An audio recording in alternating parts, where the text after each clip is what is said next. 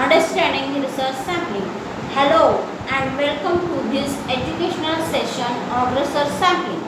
In the next few minutes, we will dive deep into the concept of sampling, exploring its types, techniques, and importance in research, and clarify how researchers make informed choice to ensure validity and reliability. Whether you are a student, researcher, or just curious about how studies collect data, this session is for you. What is sampling? Let us start with a sample question. What is sampling?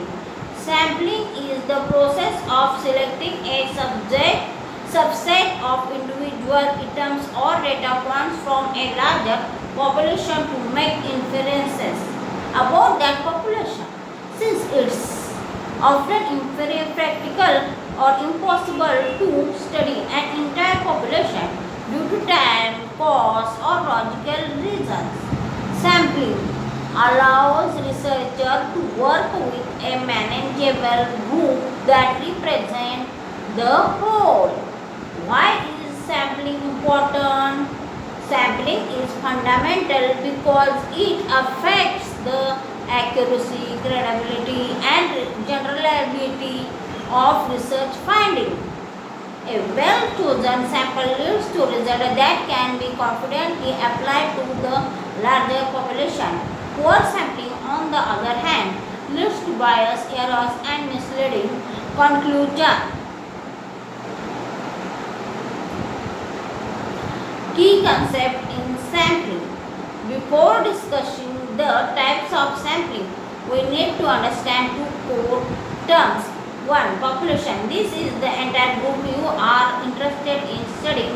Sample, a subset drawn from that population. Two more important terms are sampling time, the actual list from which the sample is drawn. Sampling bias, a distortion and result when the sample is not representative.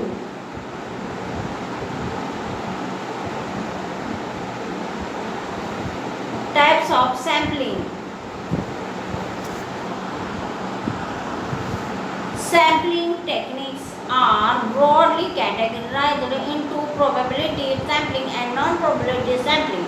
Probability sampling means every member of the population has a known as equal chance of being selected. It is considered a more scientific and unbiased. Here are the main types. Simple random sampling. In this method, every member of the population has an equal chance of being chosen. Imagine draw names from a hat. It is ideal for small homogeneous population. Example, choosing 50 students randomly from a university database of 1000. Second, stratified sampling. Here the population is divided into subgroups or strata like gender, age, or income levels, and samples are taken from each stratum proportionately. Example, dividing a population by department in a company and selecting proportionate sample from each. Systematic sampling. This involves selecting every key individual from a list.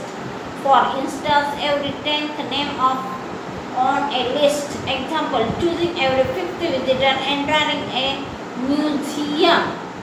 Cluster sampling. The population is divided into clusters, usually based on geography or organization. Entire cluster are then randomly selected. Example, randomly selected 3 out of 10 schools in a district and surviving all students in those schools. Non-probability sampling. Non-probability sampling.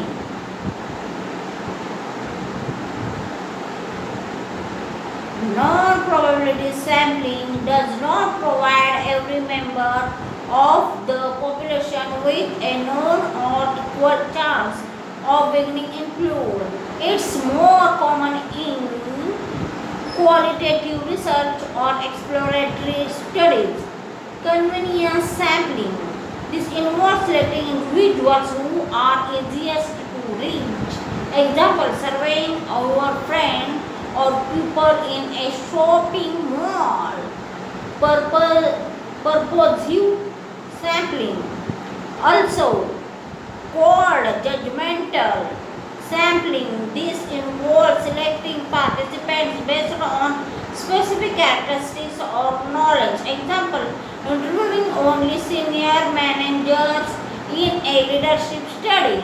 Snowball sampling, used especially for hard to reach or hidden population. Initial participant refer other participant. Example, studying underground artist communities or people recovering from addiction. Quota sampling. This is similar to stratified sampling but non-random. The researcher fills quota for certain groups. Example, interviewing 50% male and 50 female participants until quotas are met. How to choose a sampling method? Ask yourself. What is the research objectives? In generalization important? Are there budget or time constraints in the population accessible and well defined?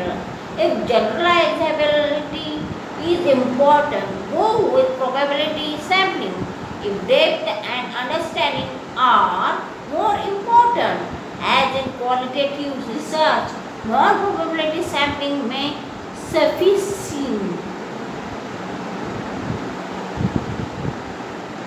Sampling in quantitative versus qualitative research. Quantitative research often uses probability sampling to generalize results. Qualitative research favors non-probability method or explore deeper meanings and experience. Example, a quantitative study on voting behavior might use stratified random sampling, while a qualitative study on voter motivation may use purposive sampling. Sampling errors and biases. Sampling is prone to errors. Sampling error, the difference between the sample statistic and the population parameter. Non-sampling error caused by faulty instruments, bias, or a data entry errors. To reduce errors, increase sample size, use randomization, ensure accurate data collection. Sample size consideration. A large sample typically leads to greater accuracy but also increased cost and complexity. Use a sample size calculator for formulas that consider population size, margin of error, confidence level, standard deviation. For example, for a population of 10,000 with a 95% confidence level and 5% margin of error, you need about 370 participants.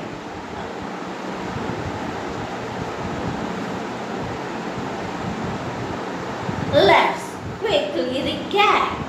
Sampling is selecting a subset of a population for research. Two main types, probability, random, stratified, etc. and non-probability, convenience, purposive, etc. Choice of method depends on research goals, resources and the population. Proper sampling enhances reliability, validity and generalizability. Hope you understood research sampling. Thank you and see you in the next video.